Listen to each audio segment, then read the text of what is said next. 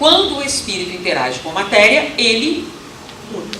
E a matéria também. O que acontece com a matéria quando ela interage com o espírito? Ela fica, primeira parte do livro dos Espíritos. Viu? Estou citando o livro dos Espíritos pra caramba.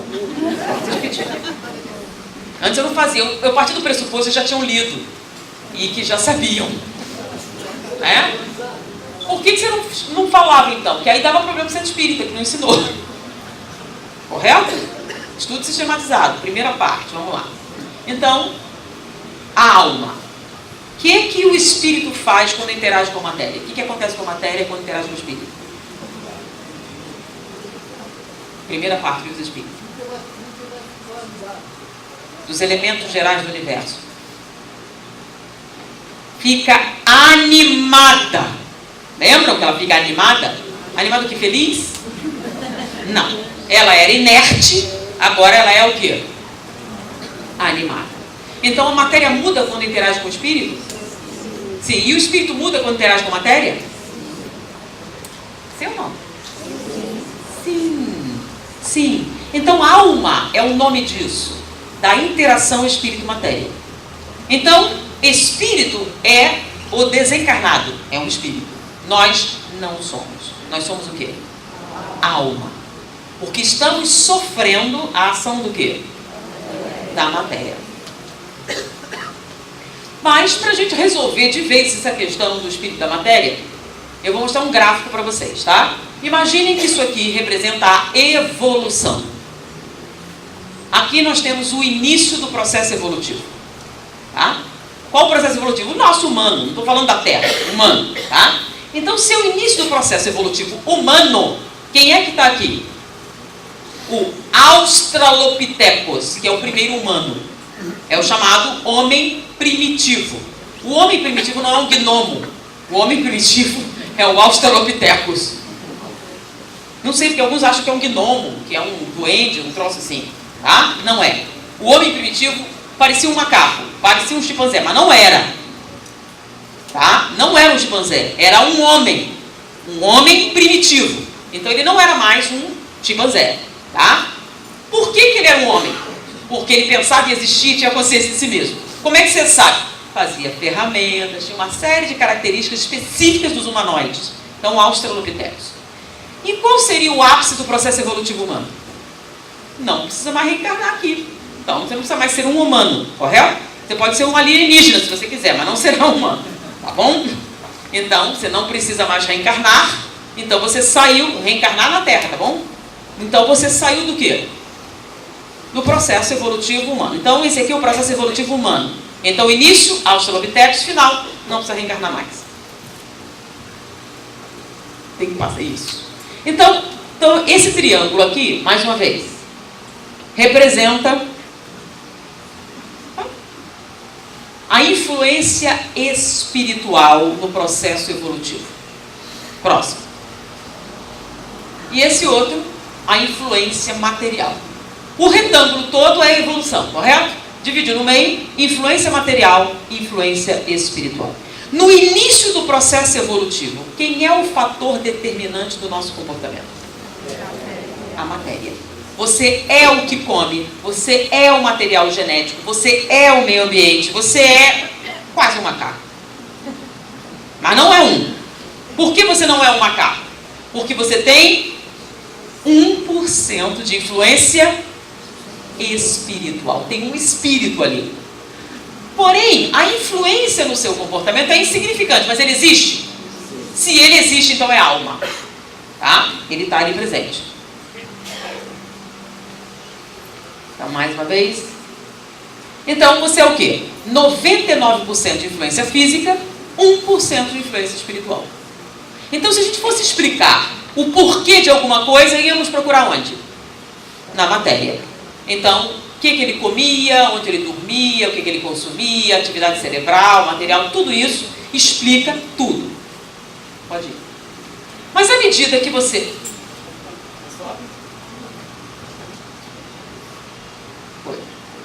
À medida que você evolui, o que acontece? À medida que você vai tendo as sucessivas reencarnações, a influência espiritual vai fazendo o quê? Vai crescendo. Quando você chega no meio do processo evolutivo, você é o quê? 50% de influência física, 50% de influência espiritual. Quem é o fator determinante do seu comportamento? Tá? Então, Freud só vai explicar 50% do que você é. Os outros 50% é a reencarnação. São os fatores espirituais. Tá? Então, aqui embaixo, lembram lei de Mendel? Aprenderam na escola? A hereditariedade. Então, a hereditariedade existe? Sim, ela existe. Mas ela é mais determinante o quê? Dependendo do nível evolutivo. Então, o que a gente aprende na escola, em biologia? Que quem tem olhos azuis e cabelos louros é recessivo. Lembram disso? Azinho, azinho? Então, se um cara azinho, azinho, casar com uma mulher azinho, azinho, o que nasce? Só nasce garotinho, azinho, azinho. Ou garotinha, azinho, azinho. Todos serão o quê? Lourinhos de olhos azuis, porque são todos recessivos. Foi ou não? Agora, se um homem moreno casar com uma mulher morena, pode nascer um lourinho? Pode ou não pode? Pode. Eles podem ser mestiços, eles ser azão, azinho. Aí tem uma chance, é 25% de nascer um lourinho. Foi ou não foi? Mas se eles forem dominantes, por exemplo, negros de origem angolana na África de 4 costados, ou seja, seus pais eram negros, seus avós eram negros, dominantes, não tem nenhum gene mestiço na família. O seu filho será o quê? Negro. Vocês têm certeza? Segundo o Mendel, tem certeza. Se você estivesse fazendo a prova do Enem, o que vocês iam escrever? Se escrever outra coisa, é reprovado. Vocês acreditam nisso? Em Mendel? Pois é. Nos Estados Unidos, um casal assim teve um filho louro de olhos azuis. Não era albino. Porque a gente sabe o que é um albino. Ele não era albino, ele era louro de olhos azuis, era caucasiano. E os pais eram negros, de origem africana. E sempre vieram de lá. E aí? Primeira coisa que aconteceu foi aquilo mesmo. O homem, esse filho não é meu. Mas depois de um momento ele parou para pensar, porque também não pode ser dela. E veio a próxima pergunta, vocês trocaram o bebê? Mas peraí, o médico se vê aquele bebê e entrega para a pessoa, é óbvio que a primeira pergunta eu troquei, mas não pode ter trocado porque o bebê era deles. Então eles perguntaram, vocês fizeram inseminação artificial? Vai trocar os embriões? Não, foi um filho natural, não era fruto de inseminação artificial. Aí vai o próximo passo, é o exame de quê? DNA. E o que descobriram? Que o pai era o pai e a mãe era a mãe. O menino era filho deles. Não precisa acreditar em mim, graças a Deus tem São Google para resolver o problema. Entre na internet, pesquisem para ver se esse caso realmente aconteceu. Realmente aconteceu. E olha o menininho, ele é louro de olhos azuis, caucasiano. Não é um albino. Bom, aí os pais perguntam, como isso aconteceu? E o geneticista responde, mutação. Toda vez que uma coisa estranha acontece, é uma mutação genética. Acontece, é que nem uma virose, quando você não sabe o que é que nem uma virose. Né? Então, mutação. Aconteceu uma mutação aleatória que deu nisso. Mas olha a mutação aleatória que foi. Pensa bem. Não foi só a cor do cabelo do menino, foi ele inteiro. Uma tremenda mutação. E certinha, né? Não tem uma coisa esquisita aí? Tem. É porque nós temos uma outra explicação. Qual a outra explicação? À medida que a evolução acontece, a influência espiritual vai se tornando o quê? Mais pronunciada. Passa de 2. Então, quando você chega no ápice do processo evolutivo, você ainda é uma alma, mas você é 99% de influência espiritual e 1% de influência material. Quem é o fator determinante do seu comportamento? E que comportamento? Qualquer um. Genético, físico, não importa. Então, nesse momento, se você quiser, você quer ter a pele azul, tudo bem, a pele vai ser azul. Por quê? Porque você assim o quer. E quando você quer, o que acontece com a matéria? Mas todo mundo pode fazer isso? Não. Depende do nível evolutivo. Então, a reencarnação é igual para todo mundo? Depende do nível evolutivo. A desencarnação é igual para todo mundo? Depende do nível evolutivo. Então o resultado, a genética é igual para todo mundo? Depende do nível evolutivo. Mas Jesus, vocês querem se comparar com Jesus, né? É fogo, essa arrogância é incrível. Aí se quando a gente está falando, mas doutor Bezerra. Certo, doutor Bezerra. Você vai se comparar com o doutor Bezerra. É a mesma coisa para você e o doutor Bezerra. E Joana, e Emmanuel, e Jesus. Não, Jesus é outro departamento, ele não está nem na tabela. Nem está na tabela, tá bom? Então a gente está vendo quem está na tabela. Nós estamos. Nós estamos mais para cima ou mais para baixo? Qual a nossa localização aqui? Se a gente está do meio para baixo, Freud explica muita coisa? Não tudo, mas uma grande parte. Mendel também explica. Então nós temos influência genética do que comemos, do que bebemos, da qualidade do sono, do meio ambiente, da poluição. Nós temos a influência dessas coisas? Sim. Elas afetam o nosso comportamento? Sim. E no momento em que reconhecemos isso, nós estamos aptos a quê? A mudar. Qual é o primeiro passo para você mudar alguma coisa? É admitir que tem um problema. Você tem um problema? Ok. Se você já começou, já tem muita chance de melhorar. Tá? É que nem lemos Alcoólicos Anônimos, os 12 passos. Qual o primeiro? Você levanta, eu, fulano de tal, sou alcoólico. Enquanto você disser que bebe socialmente, não há nada a fazer. Não, pare quando quiser. Não tem um problema. Ok? Então o primeiro passo é o quê? Admitir o problema. Então nós somos alma. Tá? Se somos alma, todos esses aqui são alma? Todos. Mas essa alma é igualzinha? Não. Então ela vai produzir resultados diferentes? Vai. Por quê? Porque a proporção da interação espírito-matéria depende do processo evolutivo. Tá? Então nós podemos falar agora de matéria sem problema? Okay? Eu sei que nós somos espírito também, mas não no momento. Tá? No momento nós somos o quê? Alma. Depois de você morrer, aí você vê qual é a diferença.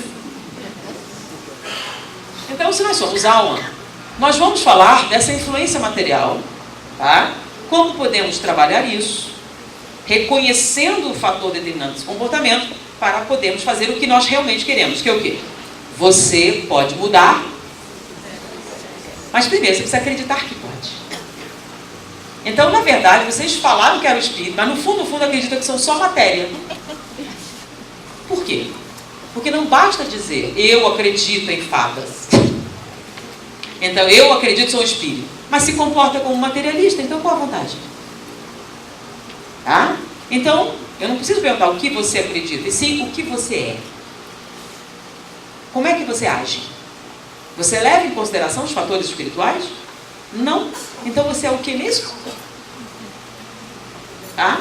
Então eu acredito na reencarnação, mas vive como se não acreditasse. Então que diferença isso faz? Se não faz nenhuma diferença na sua vida, é apenas o quê? Um brinco que você pendura na orelha. Para que serve um brinco na orelha?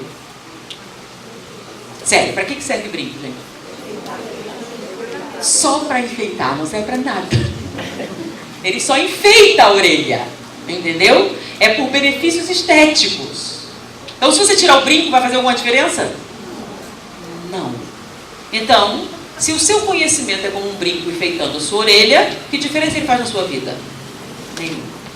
Então, você tem um diploma e pendura ele na parede, mas não usa. Então, você aprende uma informação, mas não aplica na sua vida prática. Para que ela serve? Só para enfeitar. Então você se enfeita com essa informação, mas ela não muda nada em você. Ou seja, não tem nenhuma utilidade prática.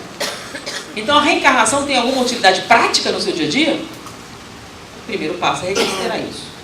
Tá? Foi, gente? Podemos falar agora de neuroplasticidade sem problemas? Para a gente falar de neuroplasticidade, que é basicamente, você pode mudar se quiser, você tem que reconhecer quais são os agentes responsáveis pelo nosso comportamento. Tá? Então, vamos falar sobre conteúdo emocional. Já ouviram falar de inteligência emocional? Tá? Então, já ouviram falar de inteligência, correto? Mas há muitos anos atrás, a inteligência era aquele cara que sabia matemática. O resto não. Sabe matemática? Esse é inteligente. Então, o nosso QI era medido pelo quê? Pela sua capacidade matemática. Então, a gente dizia que havia pessoas inteligentes e haviam aqueles outros, tá? Que tinham talentos. Inclusive alguns que não eram considerados, eram talentosos, mas não eram inteligentes, porque não sabiam matemática. E hoje, ainda é assim? Não. Hoje a inteligência é uma coisa muito mais o quê? Ampla. E a primeira coisa que eles descobriram, tá? Que existem vários tipos de inteligência. Tem a lógico-matemática, tem a que permite aptidões físicas, como Pelé, por exemplo, tá? Tem várias, musical. Porém, o tal do sucesso, que a gente media pela inteligência, né? Pessoas inteligentes têm mais sucesso. Pessoas inteligentes têm mais possibilidades. Pessoas inteligentes têm mais o quê? Futuro, não é? Não correspondia exatamente à verdade. Porque estatisticamente, a gente não encontrava as pessoas com os QIs mais altos nos melhores lugares da vida. Encontrava? Não. Então, aparentemente, inteligência não era um pré-requisito para o sucesso. O que é, então, um pré-requisito para o sucesso? Se não é inteligência? É a hereditariedade?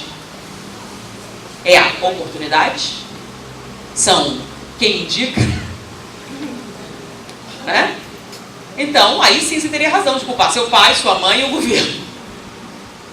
Mas aí, indo mais além, chegaram a uma conclusão muito importante. Que realmente o que define o seu sucesso na vida como um todo, não é o lógico-matemático, nem o prático, é o quê? É a inteligência emocional. E o que é uma inteligência emocional? É a capacidade de reconhecer suas emoções quando elas acontecem, para que você não seja dominado por elas. Ou seja, você não só sabe o que está sentindo, como age de acordo com isso, para o seu melhor. Como assim? Você usa o que você tem a seu favor. Mas para isso, você precisa de inteligência emocional. Porque senão você é um escravo das suas emoções. Tipo, eu queria tanto estudar direito, mas meu marido não me estimula. Eu queria tanto fazer isso, mas eu não consigo. Porque eu sou pobre, porque meu pai me largou, porque isso aconteceu, porque aquilo aconteceu, porque todo mundo gosta de mim, porque as pessoas são más, porque todo mundo é má, porque todos os homens são iguais, porque todas as mulheres são também. E sempre, todas as pessoas são o quê? A causa do meu infortúnio. Bom, então a emoção é o que nos dirige, é o que dirige o nosso comportamento, tá? Mesmo autodestrutivo. Bom, mas o que são emoções? Quando a gente fala emoção, o que é uma emoção? Você está sentindo uma emoção? Quando é que ela está acontecendo? Como é que eu vou saber que é uma emoção? Tá? Mas agora eu estou falando para espíritas, lembram? Então a emoção é o que a ciência diz que você tem, correto? E que você tem que tratar. E você trata isso quimicamente. Sim, funciona. Lembra do Lexotan para raiva? Tem ou não tem? Valium, Prozac e várias outras drogas que melhoram o seu comportamento. Melhora ou não melhora? Melhora. Então nossas emoções são químicas? E quando você toma um remédio não melhora? E aí? Você toma um remédio e não melhora. Aí você vai fazer psicoterapia e melhora. Ah, então nós somos espírito. Mas quando você faz psicoterapia e não melhora. Aí toma um remédio e melhora. E agora? É TPM? Qual é o problema? O problema é que nós temos componentes dessa emoção que são o quê? Físicos. E nós temos componentes dessa emoção que são espirituais. E como é que a gente sabe que é o quê? É simples. Morreu, continua? Continua, então é do espírito. Tá? Se só tem quando está encarnado, então é do quê? Então vamos lá, vamos separar. Sensação. O que é sensação? Sensação física. Olha o nome. Sensação física. Vocês sabem o que é uma sensação física? Se o nome é sensação física, ela está onde? No espírito. Senão seria sensação espiritual. Correto? É uma sensação espiritual? Não, é uma sensação o quê? Se é uma sensação física, ela está onde? No corpo. E o que é que sobrevive à morte? As sensações físicas sobrevivem à morte?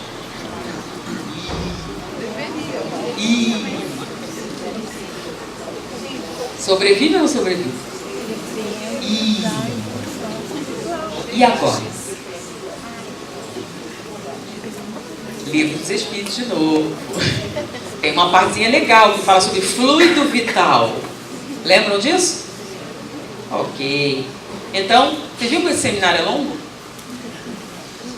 E se você tiver que pegar... É que eu parti do pressuposto, vocês já sabiam dessas partes espíritas. E eu ia direto na parte científica. Mas o que a gente está descobrindo agora? Que tem que dobrar o tempo do seminário. Porque essa parte que eu estou falando é o livro dos Espíritos. É o que dá vida à matéria. Vamos lá. O que acontece quando você morre? Eu estou aqui. Eu que estou aqui sou eu, o espírito, a alma. Morri. O que acontece? Sim. Mas como é que eu morro? É uma pergunta pertinente. Como é que a gente morre?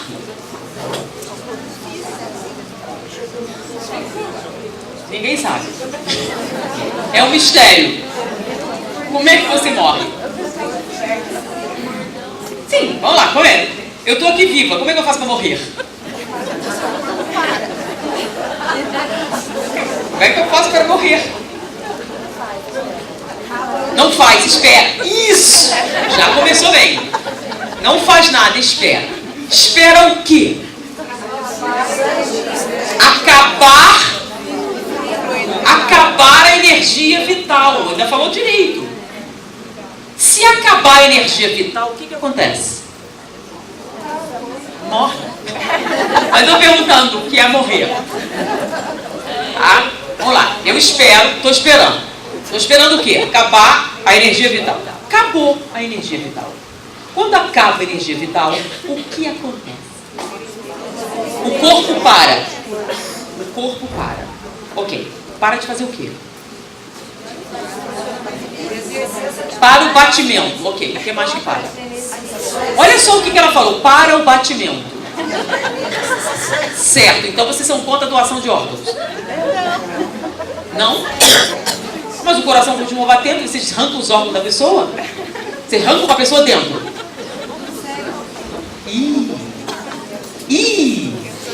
Então não necessariamente o coração para de bater? Não continua batendo. Aí o que tem que acabar? A bateria. A bateria. Qual bateria? Morte cerebral. Então, na morte cerebral. Mas toda vez que o fluido vital acaba, tem morte cerebral? Não? Não.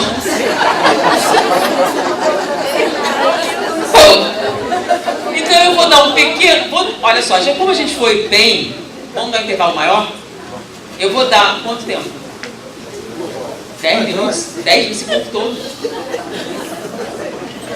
Olha só, eu vou dar um intervalo de 20 minutos para vocês respirarem o ar, beberem uma água, tá bom? E pensarem sobre a morte.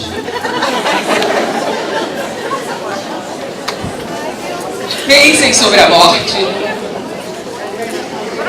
Pode dar uma descansadinha. Então a gente está sempre se defendendo das coisas que vêm de fora para dentro. Seja micróbio, seja substância, seja ideia, seja conselho, qualquer negócio. É? Então, quando alguém fala, você automaticamente faz o quê? Critica. Porém, você está de dieta e tem vontade de comer um doce. O que é que normalmente você faz? Come. Às vezes, quantas vezes na vida você disse o que não queria dizer? Deixou escapar o negócio. Por quê? Por que sempre faz isso? Porque não estamos acostumados a censurar impulsos internos. Tudo que é externo a gente censura, mas o que vem de dentro para fora a gente não censura. Por isso a hipnose, ela costuma ser eficaz. Então, por exemplo, eu pego esse rapaz, coloco em transe e digo o seguinte: na próxima vez que alguém perguntar seu nome, você vai dizer Samantha. Aí alguém chega e pergunta: qual o seu nome? Samantha. Não, brincadeira. Foi mal, brincadeira.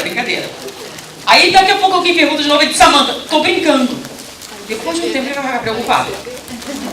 Mas não se preocupe que passa.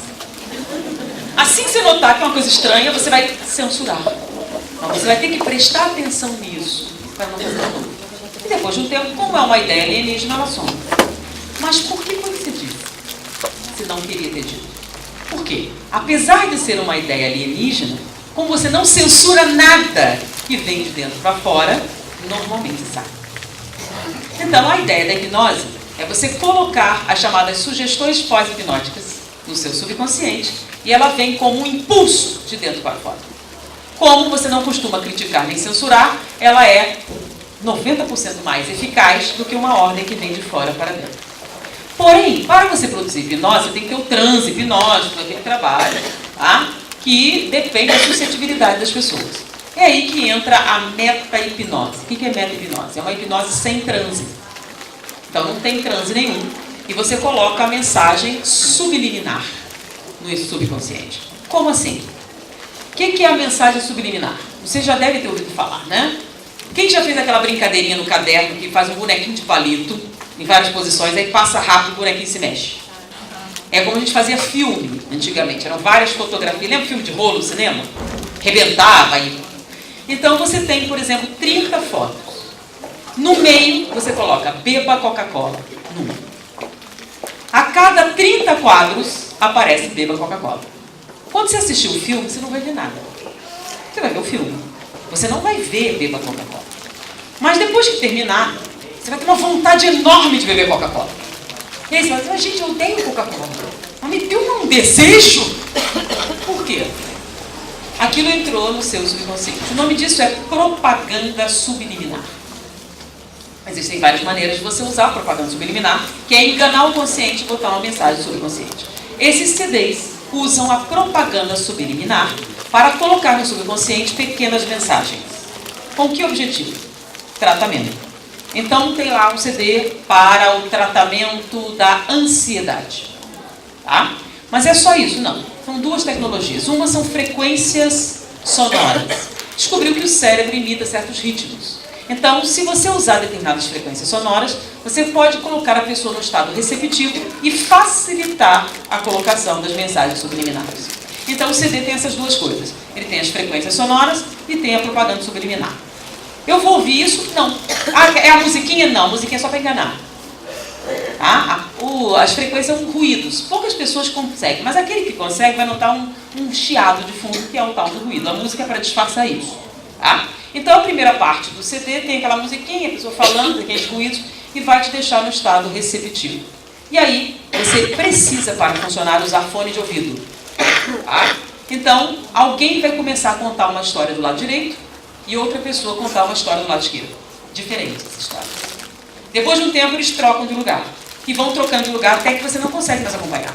Pode tentar, não tem problema. Você tenta acompanhar e não consegue. E é nesse momento que o consciente tem uma sobrecarga e coloca uma mensagem no subconsciente. Então, o que é a historinha? Nada, é só para enrolar.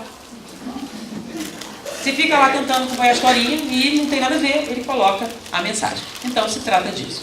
Bom, tem lá um CD, controle do peso. Eu vou emagrecer? Não.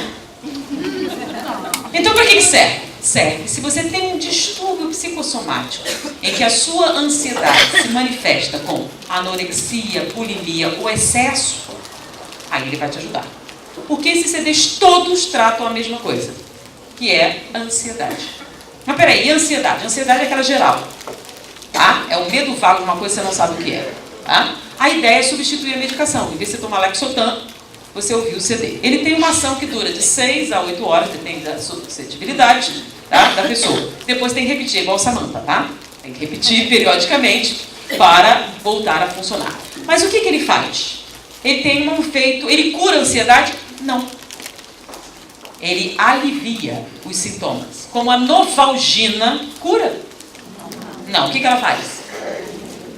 Tira a dor e a febre. Mas se você não tomar um antibiótico, você fica muito mal.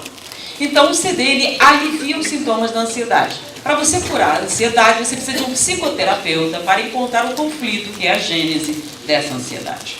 Mas tem um outro CD lá, anti-estresse e relaxamento. Qual a diferença? Os dois têm o mesmo sintoma. Tá? Angústia respiratória, todos aqueles sintomas da ansiedade. Tanto que muita gente, eu sou ansiosa. Comprei um CD de ansiedade. Eu fui ouvir, estou passando mal. O troço me fez um mal horrível.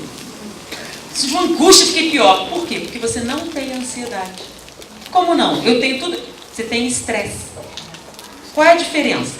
Tá. Os sintomas são os mesmos. A diferença é a causa. Ansiedade é fruto de um conflito psicogênico que você tem no seu interior. Tá? Enquanto você não resolver o conflito, você vai ter essa manifestação emocional. Estresse é excesso de trabalho, excesso de preocupação, que te causa uma sobrecarga sensorial e dá os efeitos biológicos da ansiedade. Tá? Então o estresse alivia os seus sintomas, relaxa e ajuda a dormir. Então ele cura? Não, o que cura estresse são férias. Ou então, para alguns casos, mudar de emprego.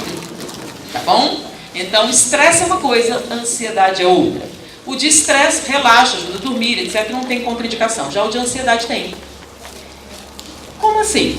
Pega uma pessoa bem calma, bem tranquila, escuta esse CD. Ela vai começar e vai ter taquicardia, sudorese, um frio. Nossa, esse troço me fez um mal horrível. Por quê? Porque as frequências da ansiedade são as mais altas que tem. Então é o CD que começa com a frequência mais alta. Se você não tem ansiedade, você vai ter os sintomas. Só que você vai se sentir pior. Por quê? Porque o ansioso está acostumado com essa frequência. Então ele sobrevive nessa frequência.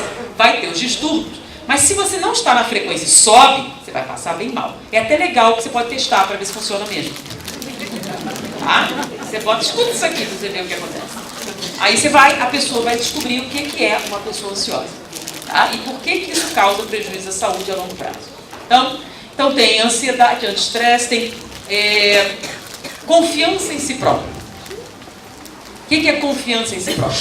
Tá? Autoconfiança. Significa que se você tem, eu vou ficar mais corajoso? Não. Não vai ficar mais corajoso. Então, por quê? Porque a pessoa confiante não é a pessoa que não tem medo. É a pessoa que é capaz de enfrentar os seus medos. Tem pessoas em que a ansiedade paralisa você. Lembra? Eu não vou conseguir, não vou. Ela nem tenta. Tá? Em outras circunstâncias, ela faz e funciona. O que aconteceu? A ansiedade se manifestou para você como o quê? Um bloqueio na sua confiança. Então, ele trata especificamente isso. O de peso trata o quê? Manifestações de ansiedade alimentares. Então, se você come erradamente, a única coisa que vai te ajudar é uma nutricionista. Então, esse CD trata o quê? Fome psicogênica, ou falta de fome, a bulimia, anorexia, ou excesso de peso, quando você come normalmente, mas quando está ansiosa, come 5 quilos de sorvete. Ou come até vomitar, que é a mesma coisa. Tá? Então, você tem um transtorno psicogênico alimentar. Então, ele vai curar você?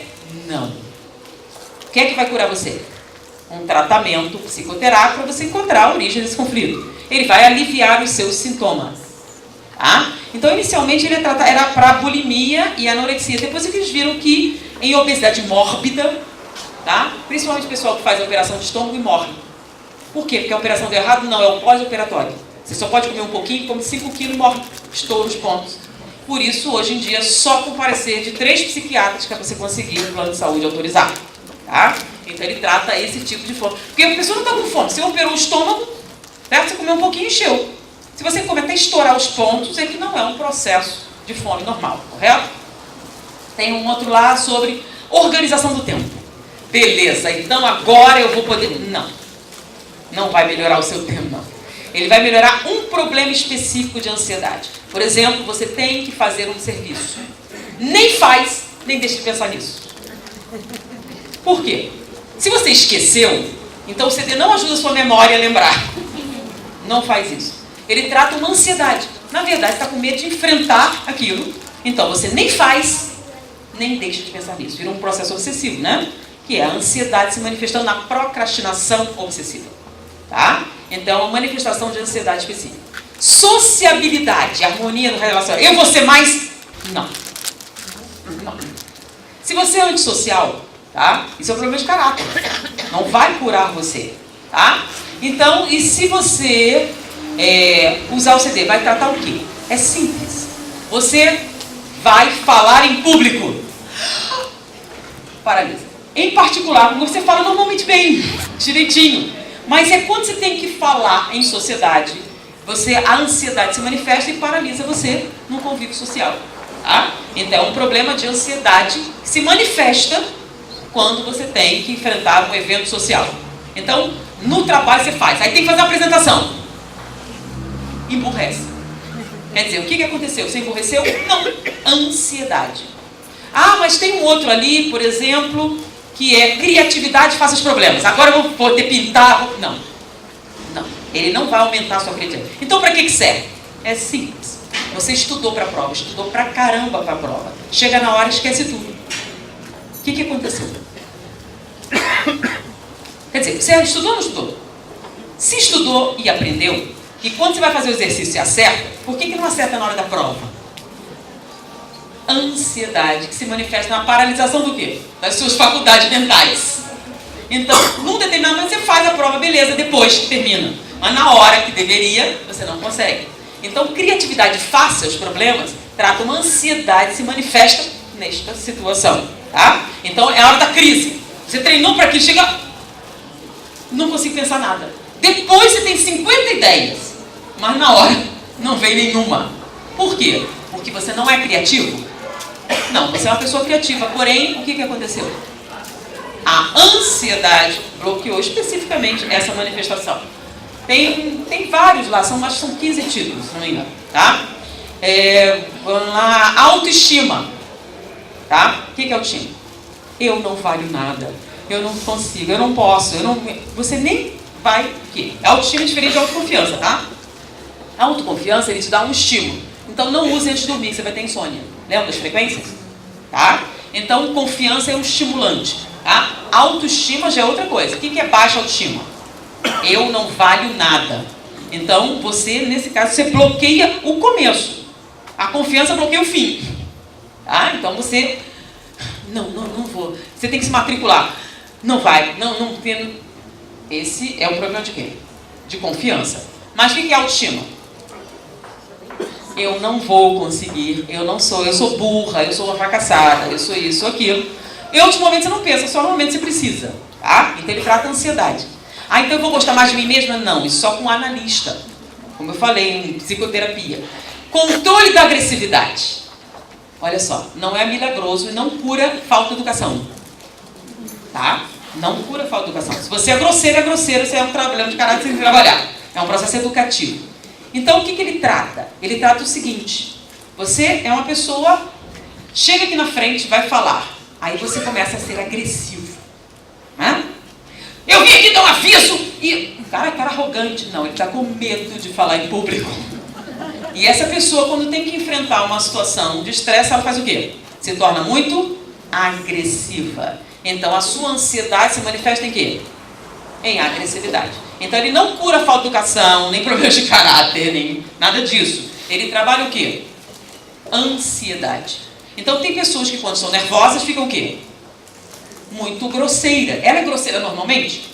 Se for normalmente, é caráter. Aí não tem cura assim. Agora, se é só quando ela está nervosa, ela está sob pressão, aí você entende que é o quê? A ansiedade se manifestando como agressividade. Então, o controle da agressividade, todos eles, eu falei, curam alguma coisa? Não, eles somente aliviam os sintomas. Tá? Mas o que eu falei, também não faz milagre. Você compra, bota na estante e não faz nada. Não tem poderes mágicos. Então, você vai ter que ouvir.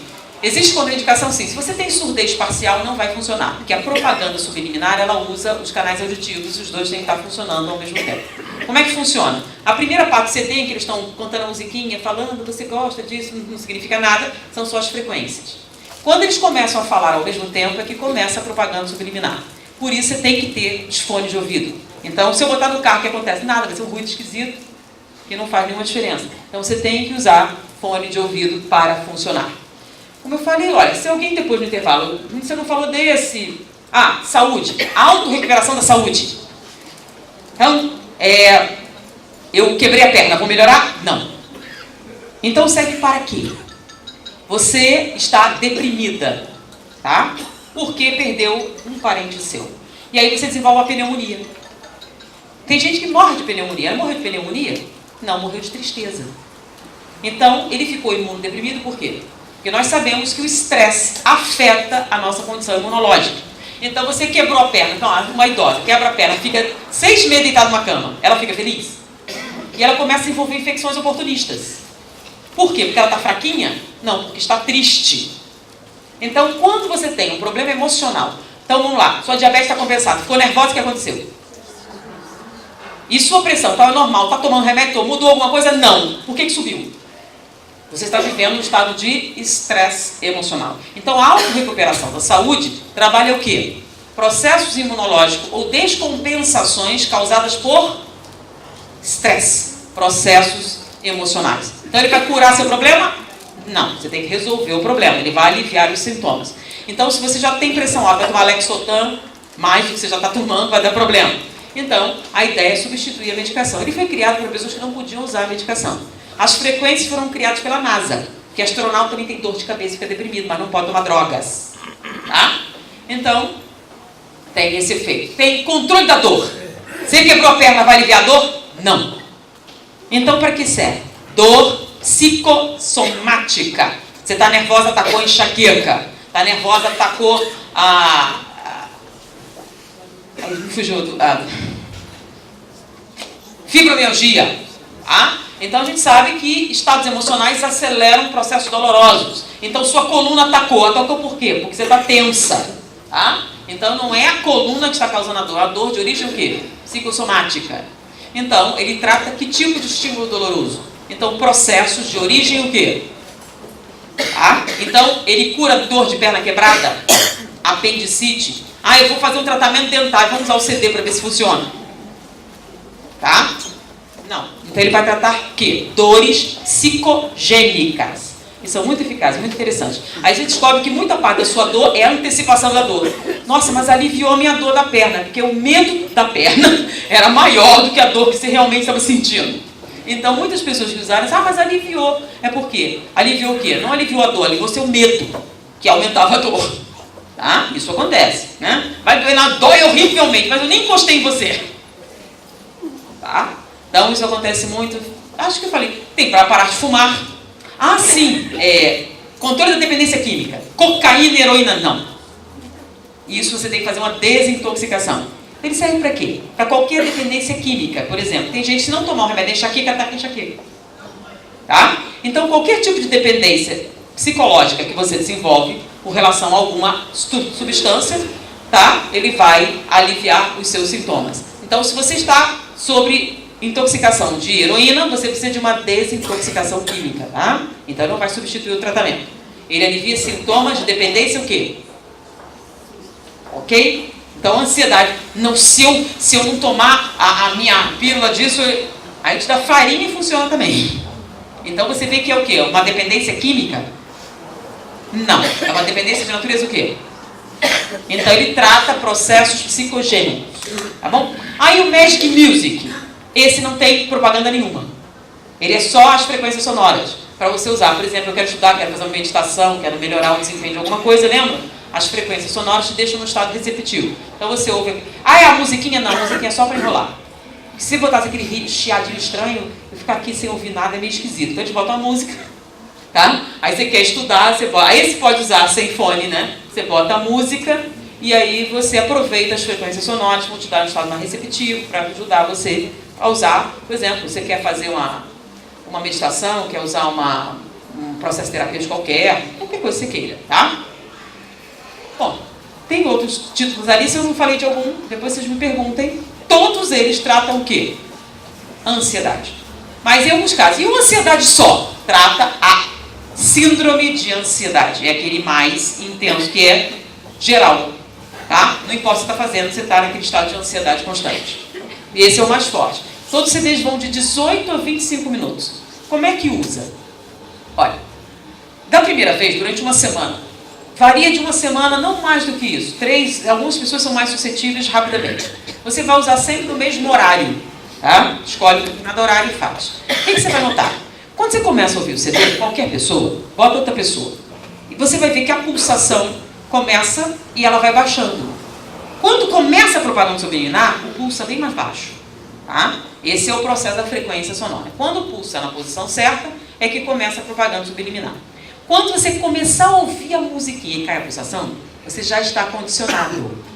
Então você vai usar quando quiser, não precisa usar todo dia. Você vai usar quando?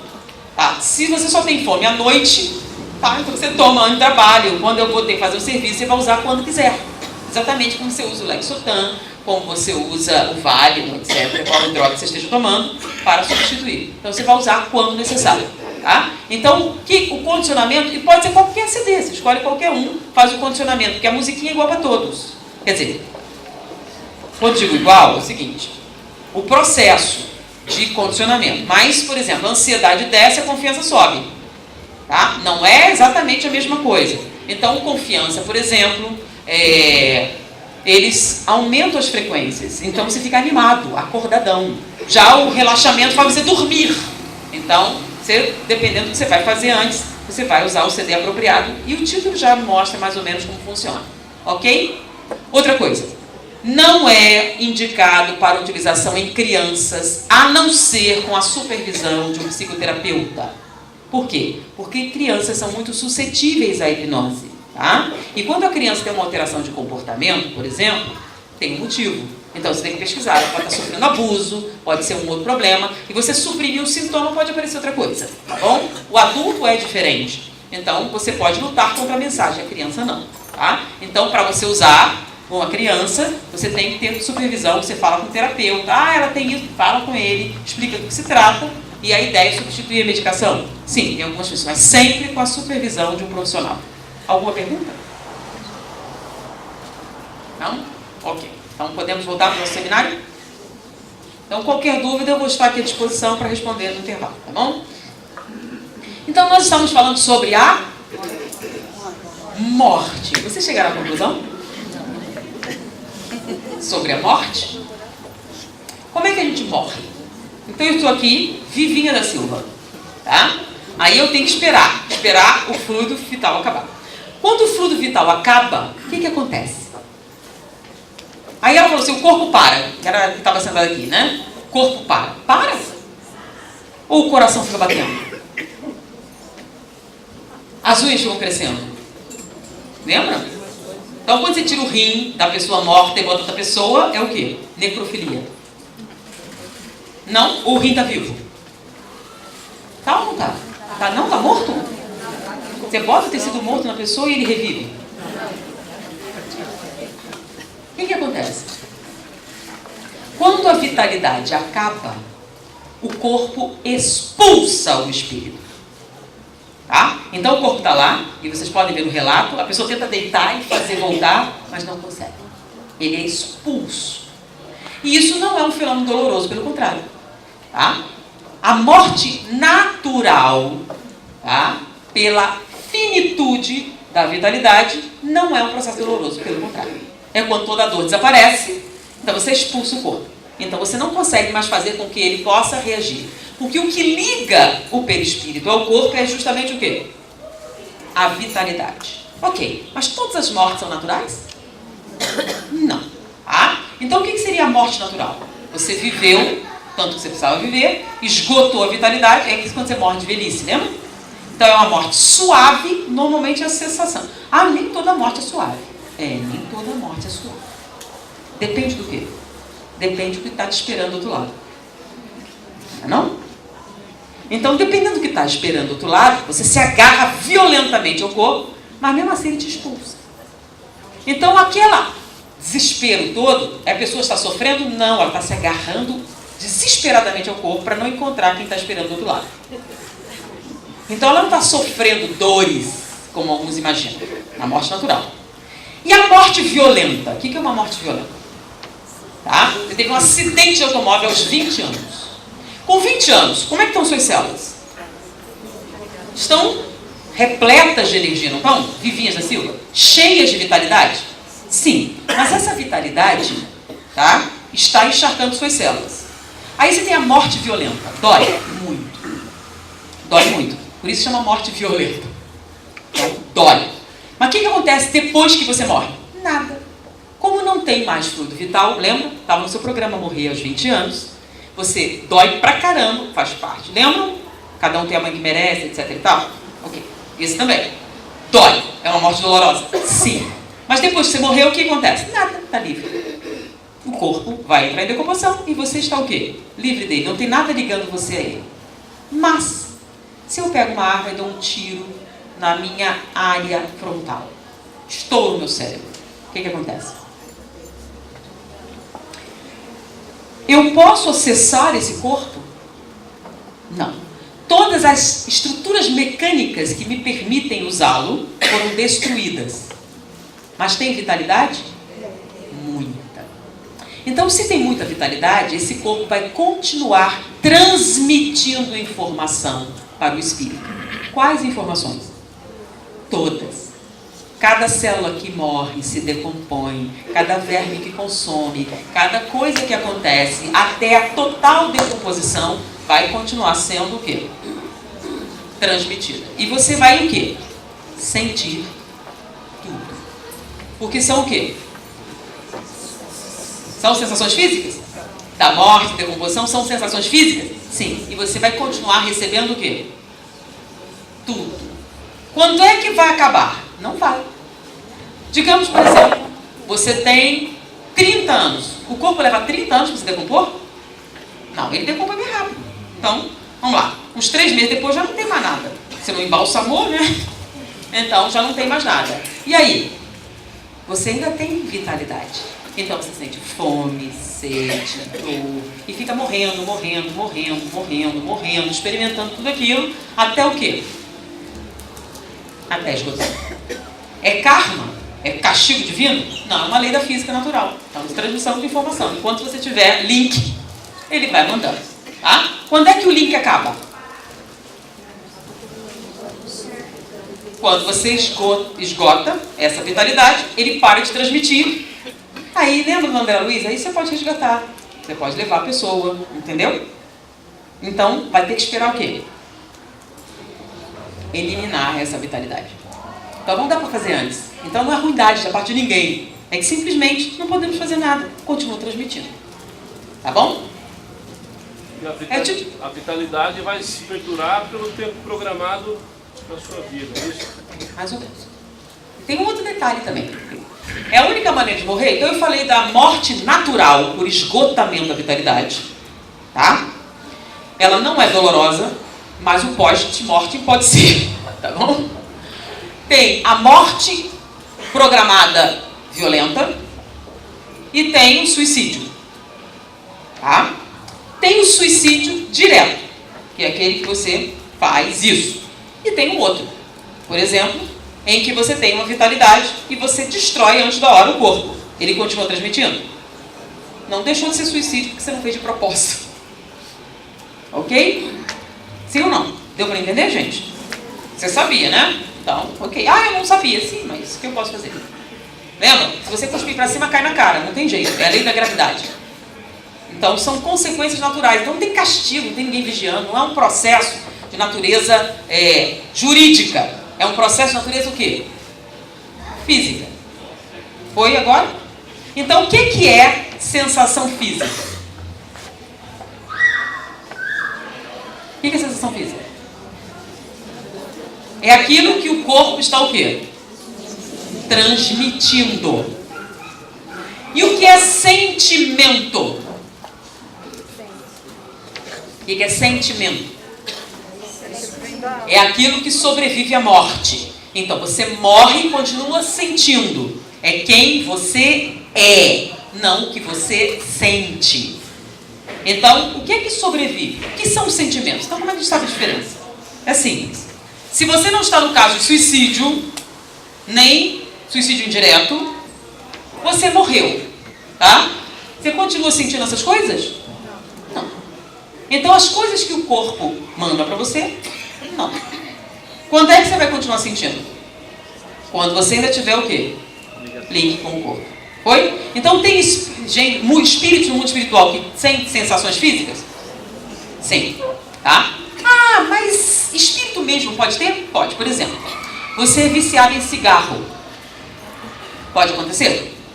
Muito. 3 maços de água. Aí você morreu. Tá? Você não tem mais corpo físico, correto? Mas continua desejando um cigarro? Muito. Desesperadamente. E a sensação que você tem é desesperadora. Como é que você faz? Eu precisarei localizar um hospedeiro. Serve qualquer um? Basta fumar? Não, tem que combinar comigo. Por que tem que combinar com você? Porque olha só, algumas pessoas falam assim, o espírito vai e chupa o cigarro do cara. E faz o que se o cara não tem pulmão? Nicotina não é uma substância química? Se é uma substância química, ela é feita de moléculas. As moléculas não estão no mundo físico. O que você vai fazer com elas no mundo espiritual se você morreu? Está no outro universo. Vai chupar o álcool daqui. Vai chupar o álcool, fazer o que, gente, com álcool? Então é álcool que ele quer? É cocaína que ele quer? Não, o que ele quer? Ele quer a sensação física provocada pela cocaína, pela nicotina, pelo sei lá o que ele seja viciado. Tá? Então eu não quero cigarro, eu quero a sensação. Porque senão, gente, alguns falam assim, né? Imagina uma Coca-Cola gelada. Agora imagina você está bebendo. É a mesma coisa? Não. Tá? Imagina que você está com a sua namorada. Vê se é igual.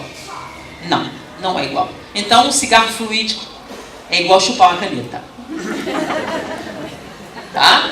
Pode chupar quanto você quiser, mas o que acontece? Não sente nada. E com a graça, então? Deu para entender? Então o cigarro fluídico não vai resolver seu problema. Então o que vai resolver seu problema? Um hospedeiro. E um hospedeiro que vai te dar o quê? Certo, mas como é que eu tenho sensações? O que é que anima a matéria? Vitalidade. Então, eu vou procurar alguém que tenha sintonia, e aí nós vamos sintonizar, e eu vou me encharcar na sua vitalidade. Então, cada vez que você fumar, nós dois sentimos. Cada vez que você tiver relações sexuais, nós dois sentimos. Cada vez que você usar cocaína, nós dois sentimos. Bom, só que isso tem um pequeno efeito colateral. Porque a única função da vitalidade é transmitir sensação? Não. A vitalidade tem uma outra função, olha o nome, vitalidade. Então a vitalidade transmite para o espírito as sensações e mantém as células vivas. Então quando você perde vitalidade, tá? Você está perdendo o quê? Vida. Então se você perde vida, o que acontece? Qual é o efeito colateral? Células morrem. Quais são as primeiras células que morrem numa perda de vitalidade? Isso você pode perguntar para um ateu. Tá? Quais são as primeiras células que morrem? As hemácias. Por quê? Porque as hemácias não têm núcleo. Elas têm uma vida de 7 dias. Então elas são extremamente dependentes do nível de vitalidade do seu plasma. Então qualquer perda significativa de nutrição ou de elementos básicos vai fazer com que elas morram primeiro. Então, um sintoma de perda de vitalidade é anemia. A anemia é o que os antigos achavam que era perda de sangue. Daí um nome vulgar desse processo chamado vampirização. Porque a pessoa primitiva, nossa, está ficando fraquinho, está ficando pálido, está chupando o sangue dele. Né? Então daí vem aquela folclore, né, do morto-vivo que chupa vida.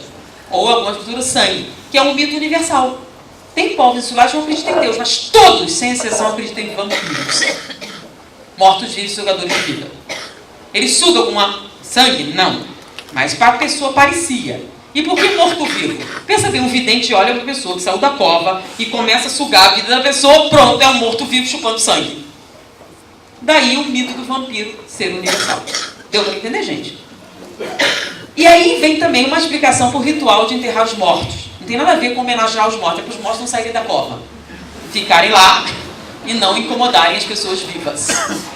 E é esse o motivo, gente. É uma coisa que já está, chegaram à conclusão. Quando você pega no primitivo, o objetivo daqueles rituais era que o morto não voltasse. Por quê? Porque já descobriram há muito tempo que às vezes voltava. Então a sensação física vem do corpo físico. E o que é que sobra para o espírito? O que são sentimentos? Então, nós falamos da raiva. Quem sente a raiva? O espírito ou a matéria? Matéria. A alma! Porque a raiva é uma emoção. Então, quando você toma o Lexotan, tá? Ele não tira os sentimentos que provocavam a raiva. Por que a raiva diminui? Porque você controla a adrenalina, o surto adrenérgico, faz aquela contração muscular, faz aquelas reações. Quando nós estamos muito condicionados a juntar as duas coisas, tá? Você acha que a sua raiva foi embora, foi? Passou o efeito do remédio, o que acontece? Por quê? Porque você pode ter controlado a parte sensorial da raiva. Mas para você realmente eliminar essa raiva, você precisa saber o quê? Qual é o associado a essa sensação que produziu essa emoção? Foi? Então, por exemplo, você está dirigindo seu automóvel, saiu de casa, está dirigindo seu automóvel, e alguém vem te dar uma fechada. E você fica indignado com isso, né? E fica muito zangado. E essa raiva atrapalha o resto do dia. Porque atrapalha ou não atrapalha? Mas a sua explicação é: ele me deu uma fechada, fez uma coisa errada, não foi? Então minha raiva é perfeitamente legítima, certo? A culpa é do trânsito.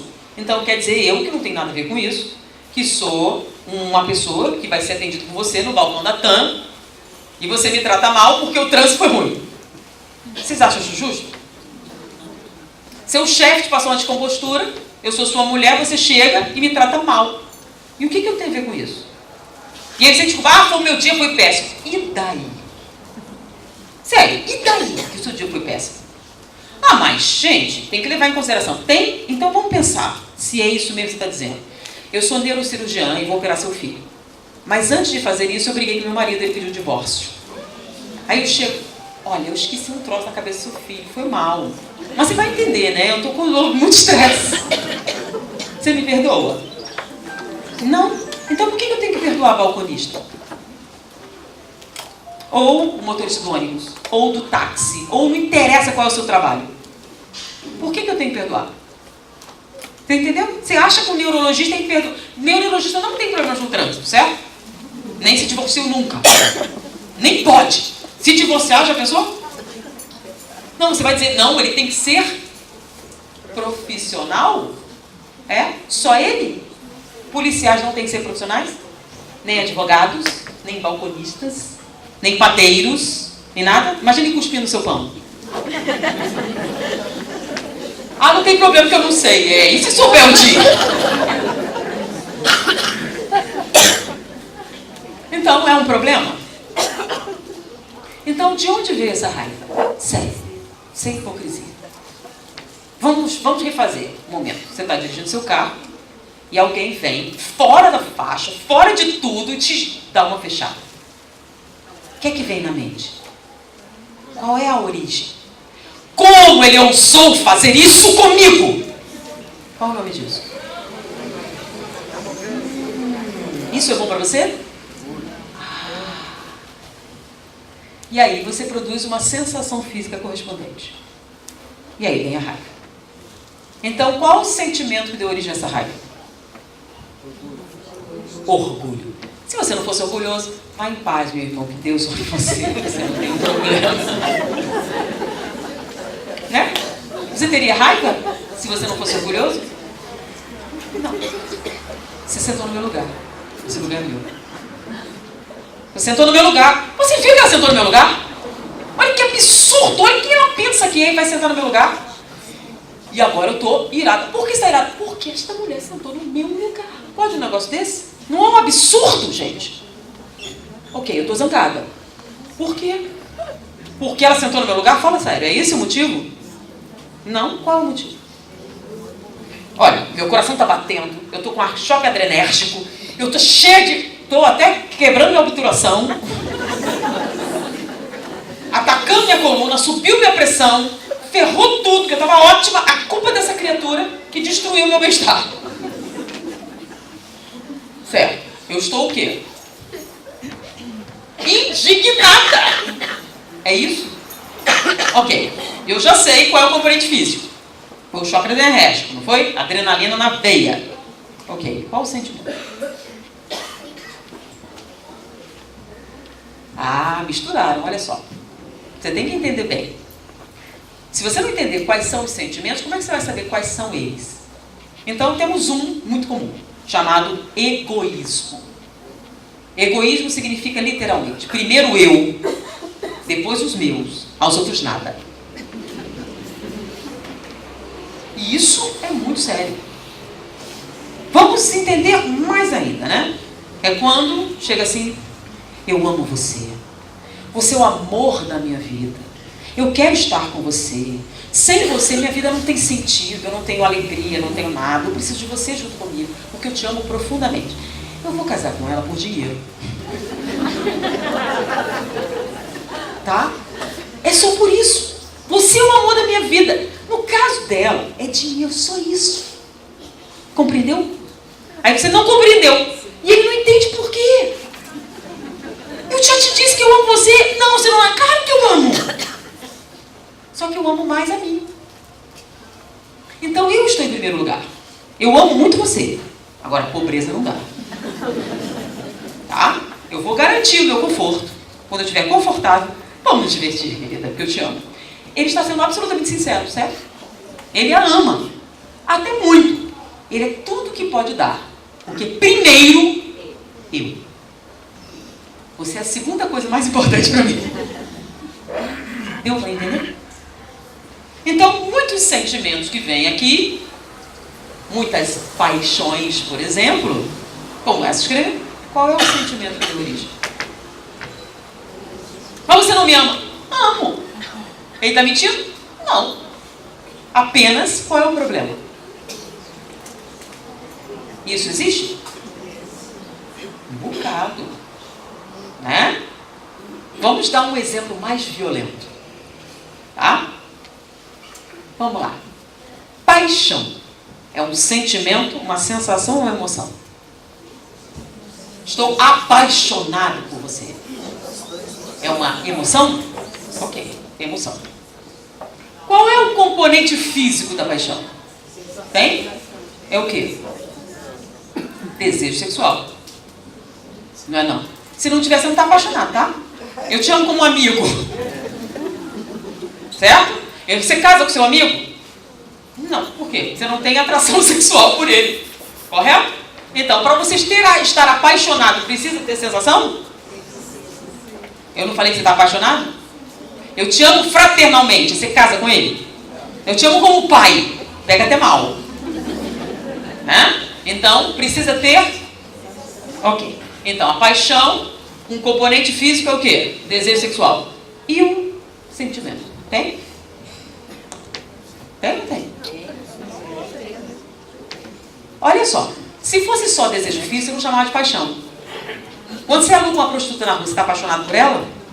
Não, é o quê? Desejo sexual. Existe só o desejo sexual? Existe só o desejo sexual. Existe só o amor fraternal?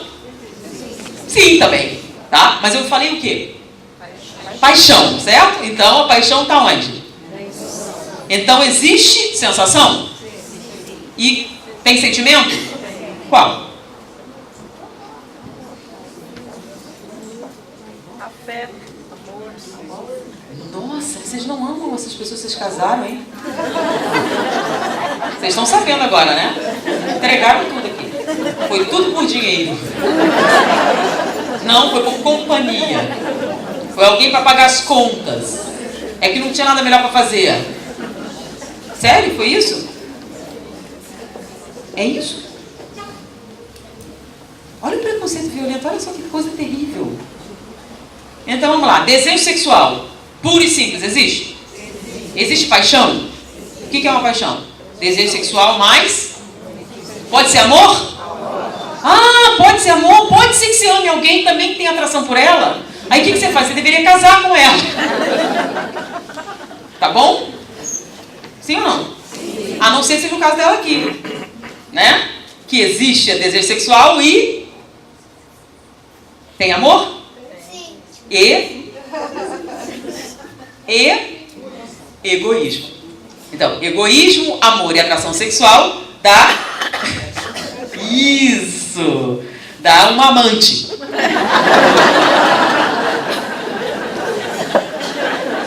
Que olha só, gente, olha só. Você estar com uma pessoa, tá? Enquanto engana outra pessoa. Outra coisa, você está aí fingindo que gosta de uma pessoa por causa do dinheiro dela. Pensa bem. Pensa bem. O que significa? Se você for claramente, não é meio nojento? É isso. É o quê? Tem amor? Tem. Mas tem uma grande dose de quê? Porque eu não ligo a mina pro seu sentimento nem pro dela. Primeiro eu estou satisfeito, beleza. O resto é lucro. E você sempre vai estar em segundo lugar. Se você não entender isso, pode esquecer, porque não vai rolar mais nada. Porque eu nunca, em nenhum momento, vou arriscar o meu bem-estar por você. Eu te amo muito, querida. Tchau, que só tem um bote. Vou sentir muito sua falta. E vai chorar e tudo mais, mas não vai dar o bote para ela. Tá? Vocês estão entendendo isso? Isso é muito importante. Se você não entender, nunca vai compreender quais são as motivações. Então, o egoísmo é isso. Primeiro eu, depois os meus, os outros nada. Então, vamos falar de outro. Eu falei de amor, de paixão. Pode ter amor? Pode. Vamos lá. Qual o amor maior? O de mãe ou de esposa? Por quê? Está em primeiro lugar. Porque o quê? Porque é amor. Porque é meu filho. Por que é amor? Por que o de mãe é maior? Incondicional. Esse é lindo, incondicional. O que mais? Olha, isso é tão bonito. Amor de mãe é um sentimento, uma sensação ou uma emoção? Sentimento. Isso ele adoro quando a pessoa fala assim. Sentimento. Beleza. Vamos testar? Vamos testar? Bom, como é que a gente testa? Se é sentimento, o que acontece? Então vamos lá. Então, se o amor de mãe é maior, você ama mais seu marido ou seu filho? Filho, é óbvio. É óbvio. Então, ok. Estão os três no automóvel. Você, seu marido e seu filho. E sofrem um acidente fatal, morrem todos. Vão para o mundo espiritual. Depois de algum tempo, reencarnam todos. Seu marido agora é seu filho é seu marido. Quem você ama mais?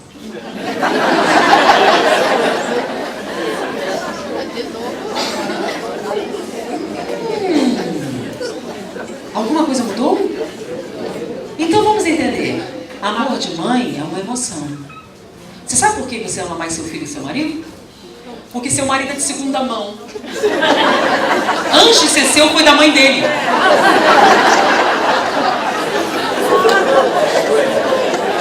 É.